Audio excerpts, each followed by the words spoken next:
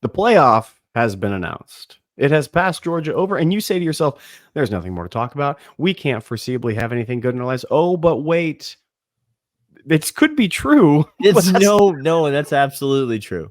But it's not going to stop us from talking about Georgia because there is so much to talk about this team, as well as maybe another sport next on Locked On Bulldogs. You are Locked On Bulldogs, your daily podcast on the Georgia Bulldogs, part of the Locked On Podcast Network, your team every day.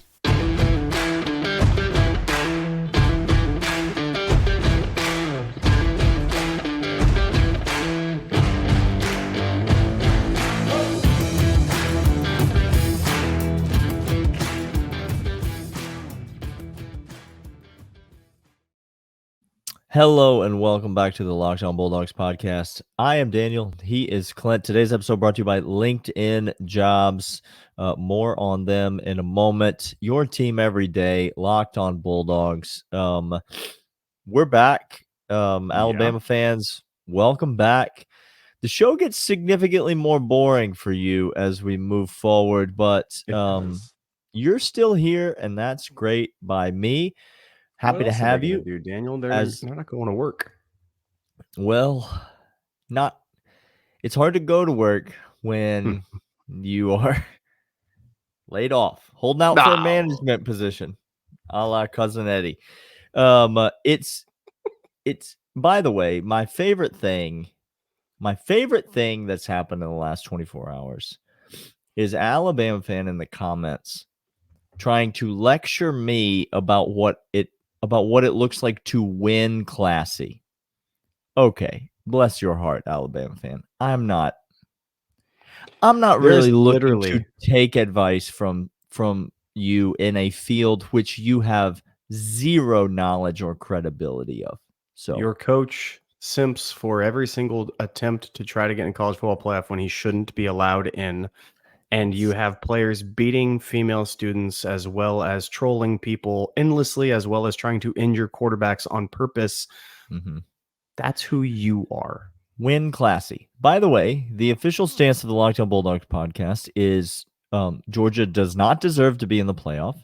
Nope. Georgia got beat by Alabama, outplayed by Alabama, was not the better team on Saturday night. It's not the ref's fault. It's not the injured player's fault. And so keep spinning whatever narrative helps you sleep at night. But you're not going to get it from us. So let's start with the college football playoff, Clint. Announced today.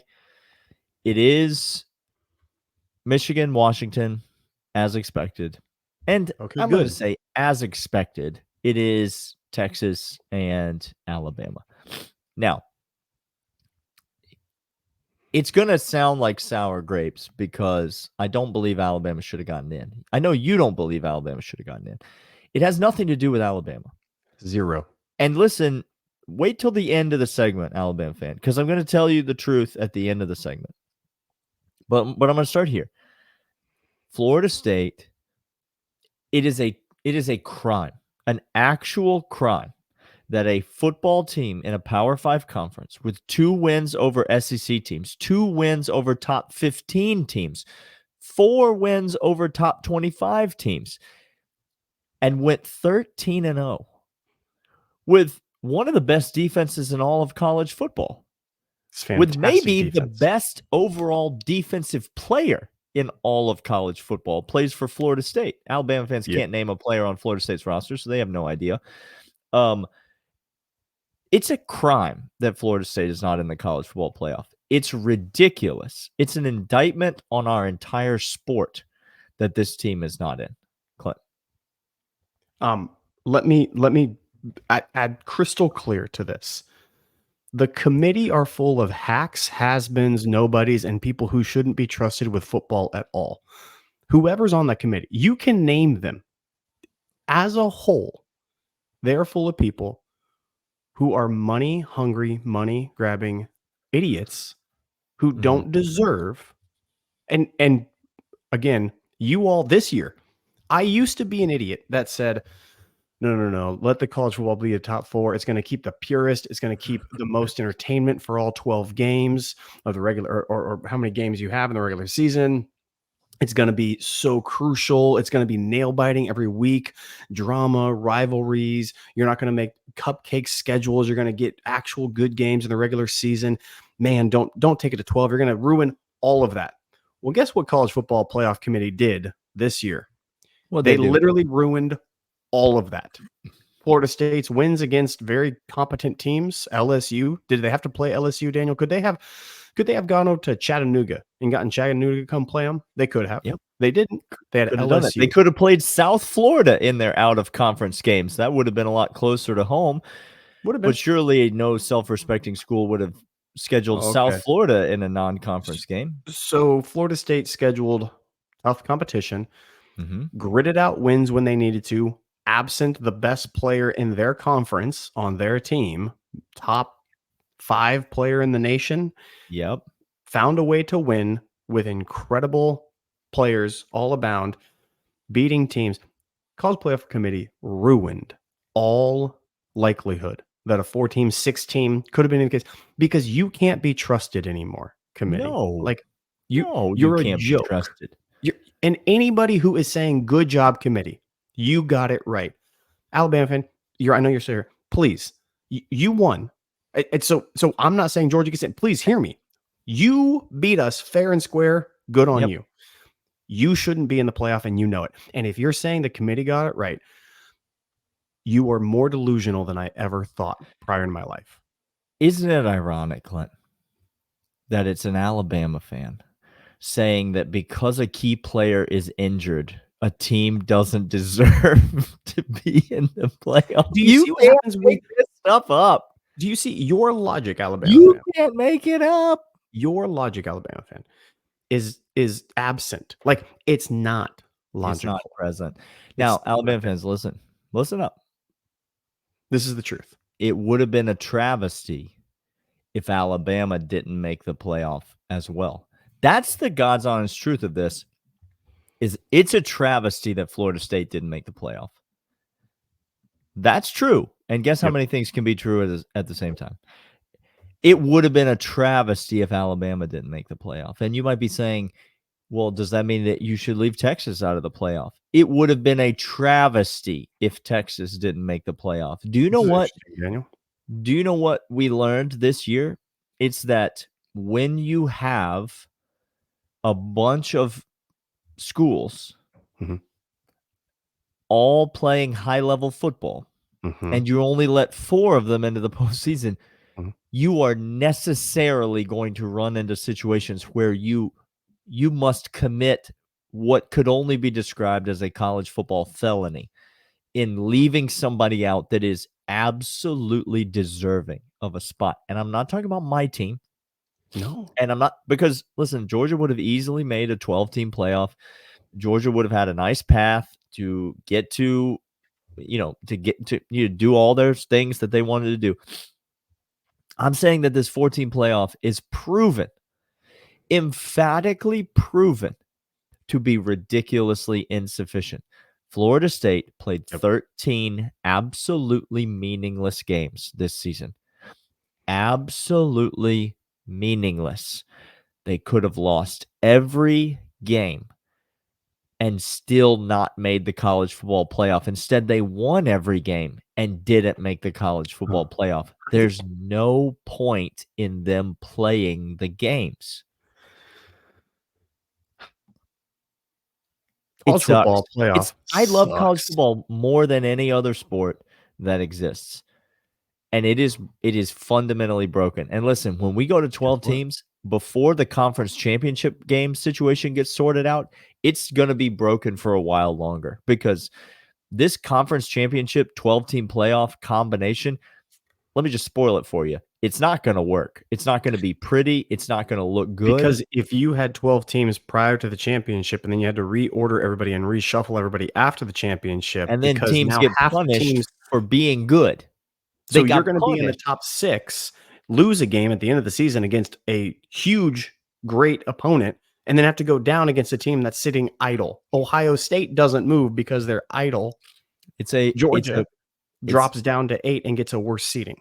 It's still a messed up system. It's going to continue to be a messed up system. But any system that would leave out a 13-0 ACC champion. Joke. It's ridiculous. It's insane. Joke. Alabama, enjoy the college football playoff. You deserve to be in. You don't deserve to be in over Florida State.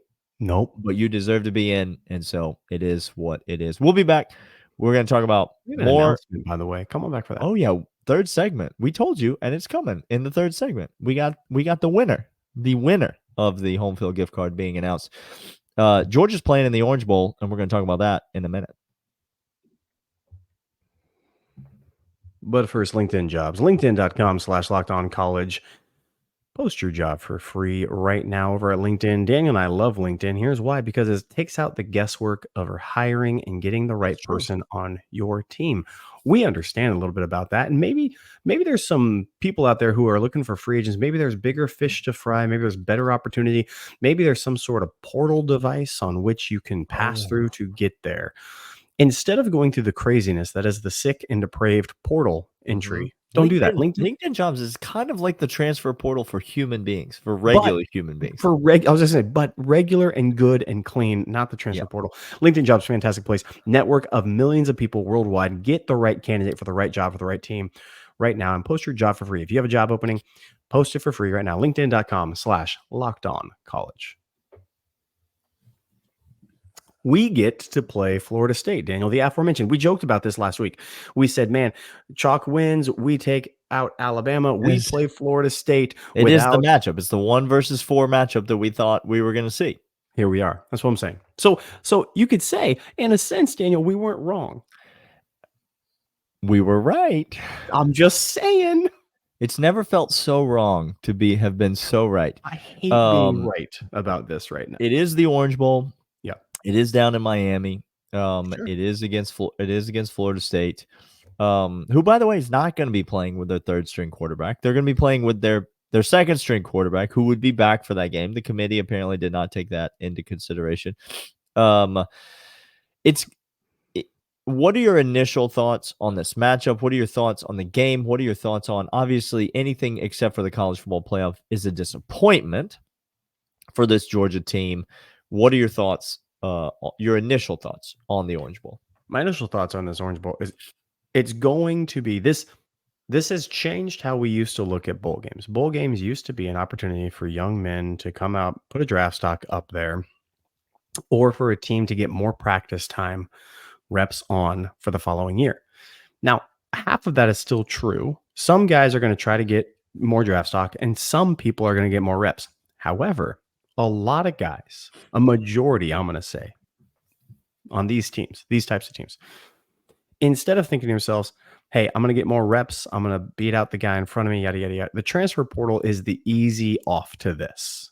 You don't have to do more weeks and more practice and finals and all that. You can hit the transfer portal, go somewhere else, try to get an opportunity. And where you are right now is fine enough to go somewhere else. This initial thought to the Orange Bowl is as such. We're going to see a lot of that, y'all. Yep. We're going to see a lot of that on Georgia. Our defense, no, because we're all young as can be out there. A couple guys might be sitting out because their draft stock's not going to get higher from this game. Okay. Kamari Lassiter, I fully anticipate to sit out the Orange Bowl. Very well could. That's my anticipation. On offense, however, get ready to see some dudes say, it's going to be fascinating. It's going to be fascinating. Is Carson Beck going to play in the Orange Bowl? Is Kendall Milton going to play in the Orange Bowl? Is Brock or Ladd going to play in the Orange Bowl? There's just so many names that we don't know. We don't know if they're going to sit out. And then the transfer portal, which is obviously, this episode is going to come out on a Monday, and I expect that on the Monday, as you're listening to this, there's probably already transfer portal news, which we will cover for the rest of the week on future episodes. But there's going to be a lot of transfer portal news. There's going to be a lot of sitting out news that happens between now and then. But big picture, Georgia fans, this is still a significant game. It is still an opportunity to watch what will probably be a lot of young guys get a lot of reps. And that's that's a great opportunity. Whoever's playing on this offense, as we said, is going up against a really talented Florida State defense. Now, again, is Jared Verse going to play in this game? Like, are some of those dudes on the defensive front going to play in this game? If they do, this will be the most talented defense Georgia has faced by a lot. Alabama is the most talented defense they've faced so far. But Florida State, I think, has a better defense than Alabama. Yes. And so it will be a significant matchup. It'll be a significant test, and it will be fascinating to watch. We are spoiled as Georgia fans. We have won back-to-back national championships. And so it can be easy to scoff at and to roll your eyes at the Orange Bowl because it wasn't the goal coming into the season. It wasn't the expectation. And we were 12-0, did not lose a single game in the regular season, and didn't think we were going to be playing in this game. But it's still a fascinating opportunity. And it's going to be interesting because of what you said earlier, Clint. There's going to be a lot of guys that either don't play or do play that we're not used to seeing on this Georgia squad. And so it'll be interesting to see how it all shakes out. We've got a winner to a contest that we're going to announce, and more to talk about to the 199 right after this. But first, it's FanDuel. Daniel, we love FanDuel, do we not? We do. We love FanDuel. Because if you went on that Washington money line on Friday night, they were fantastic. If you went on that Florida State, that thing got all the way to a pick'em. There was never a world in which Louisville was going to beat Florida State. You said they could put anybody back there at quarterback, and they almost had to. They literally could have played their tight end at quarterback all game long and would have achieved the exact same result. Louisville blocked a punt on the 10-yard line, gained 0 yards, and then threw an interception in the end zone. Like, that was Louisville's offense. FanDuel Sportsbook is the place to go. Anytime you want to place a wager, it's the place that Clint and I trust to place all of our bets. FanDuel.com/locked on. Right now, you go there. You place a $5 wager. They give you $150 in bonus bets, just deposited right into your account. Maybe you're a fan of the NBA. Maybe you're a college basketball better. All of these, maybe an NBA better, NFL playoffs better, college football playoffs, bowl games. All of that is here on FanDuel Sportsbook. Make every moment more with FanDuel. FanDuel.com/locked on. Daniel, we don't have a drum roll, but just imagine it in your head. You all know what a drum roll sounds like. Okay, you do. So I've been anticipating this moment. By the way, I said this earlier. So many kind emails that we got. Y'all, the 199 are literally, Daniel and I don't deserve you guys. You're better than we deserve. It was a fantastic and a lot. Like, way more entries into this contest than we anticipated coming in. And so we apologize because your odds of winning, we thought, were going to be pretty decent. But it turns out that they were dramatically low because we had a lot of entries. But happy to announce that one Jordan Coker is the winner of the home field gift card. Jordan, we will send you an email confirming how you can claim your prize. But thank you again to everybody who entered. We're planning through the off season to do some more of these contests, and so stay tuned. Also, for the 199, and we'll only mention this in the third segments for the third segment listeners, but we are transitioning in off-season mode. Obviously, we've got bowl game to talk about. There's going to be tons of transfer portal news that we're going to be talking about. There's going to be plenty of stuff on our radar. But as we move into the off-season is where we really, we're here for you. We want to cater the show to whatever it is that you want us to talk about. And so, especially if you're a part of a 199, but if you're just listening to this, send us an email, lockedonbulldogs@gmail.com, with anything and everything that you want us to show. Like if there's old segments that we used to do that you want us to bring back, let us know. If you want us to talk more basketball, let us know. If you want us to never talk basketball again, Gurf, we've already heard you. Gurf, You've we already know. made that request. You do Don't- not email us, Gurf. If you want certain topics or certain ideas or certain thoughts, please let us know. We would love to cater the show around you because, as Clint said, you guys are the best. All right, Clint. Yes. Tomorrow, we're going to get on here, and there's going to be nothing but transfer portal news and all manner of nonsense, and the offseason is going to begin in full swing. Yes. As we sit here on a Sunday night, Uh-huh. give me your last thoughts about the SEC championship game. This is the last time we're going to talk about it. Okay, thank you. We're going to put it to bed. Mm. It's never going to be spoken of again. Give me your last thoughts. My last thoughts is the following. It is insanely hard to keep excellence a factor at every level of college football for as long as Kirby Smart did and the Georgia Bulldogs. My last thought on the SEC championship game, as I look back on it, and Dog fans, you can say that was an incomplete pass for Alabama. They didn't review it. The fumble by Beck, the penalties that weren't there. You could say all of that. Okay. And what I'm saying is this, even in that, the margin of error in college football, you can't get away with that stupid stuff. And it is insanely hard to keep excellent that high. What it does tell me, Daniel, is without one of the 10 things I could have listed 10 things that happened in the game. Yep. Without one of them, we probably win the game. Yep. We're not saying, by the way, really quick, that's not Daniel and I's position. Our position is we got our face crammed into itself. That's our take. Yes. By correct. Bama. Okay. Yep. But what it tells me as I look back on it is it was easier for me than I thought it was going to be, because it showcased to me just the level of excellence that Kirby Smart has kept and will keep on having for this Georgia team. So wafer thin margin of error that we gave up way too much on. Future still bright, excited for it. Everything I feared could have happened in the game did take place. At the end of the day, I believe Kirby's excellence factor is still there. That's what I came away with knowing. He changed. He knew he had to be soft and lovable this year because of all the immaturity that got exposed in the SEC championship game. Yep. He wasn't lying to us this entire year, Daniel. No, this team just wasn't it. And I don't mean wasn't it like was really bad. Nope. They just weren't it. And we Believe tried to talk East. ourselves into it. We tried to talk ourselves into it all year that they were.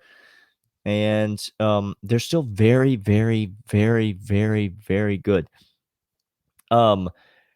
With conferences expanding, with the way the schedules are going, with the 12-team playoff, all of these things, Clint, here's a thought I was reflecting on today. 29 wins in a row. Yep. You and I are never going to see it in our lifetime in college football. That was it, y'all. Not again. Not by Georgia. Not by anybody. The way the game is moving. Correct. Georgia plays at Texas and at Alabama next year before a potential SEC championship game, before a potential college football playoff, when they could have to play 3 or 4 more games against top-level competition. Winning 29 games in a row is insane. Absolutely insane. And you and I won't see it again in our lifetime. And so, Georgia fans, I know you have not forgotten how to lose. We are Georgia fans, after all. We're experienced with this. It's been a minute. But it's, like it or not, whatever you think about it, doesn't matter. It's why it's such a travesty, I think, what happened to Florida State this year. And I'm just going to keep beating that drum. Team went 13-0 and got shat on because of it. Losing is a normal part of college football, and it's only going to get more normal as we move forward. Like y'all realize that in the just next 2 to 3 years, we're going to have a champion that has 2 losses. potentially next year, we're going to have a champion that has 2 losses. It's going to be a normal part of the sport. Yeah. The more games you add and the more it expands and the more the conferences start to squish together. What Georgia did is it's already unprecedented. And the era that Kirby Smart did it in, we're never going to see it again. And so the era of greatness is not over at Georgia. I agree with you, Clint. We're still living in the glory days. We're still in the middle of the glory days of Georgia. But you're not going to see that again. So don't think that we're starting a new streak at the Orange Bowl and we're just going to roll it through. Georgia fan, that ain't it. That ain't what's happening here. So appreciate what you have seen because it truly was, remarkable. Special. We will be back the rest of the week. SEC talk, Daniel. That's SEC it. championship talk. We're done. We're done. We're switching to basketball all the time. We'll be back the rest of the week for more talk about the transfer portal, more talk about this Georgia team, more talk about all of it here on the Locked On Bulldogs podcast, and we'll see you then. See you.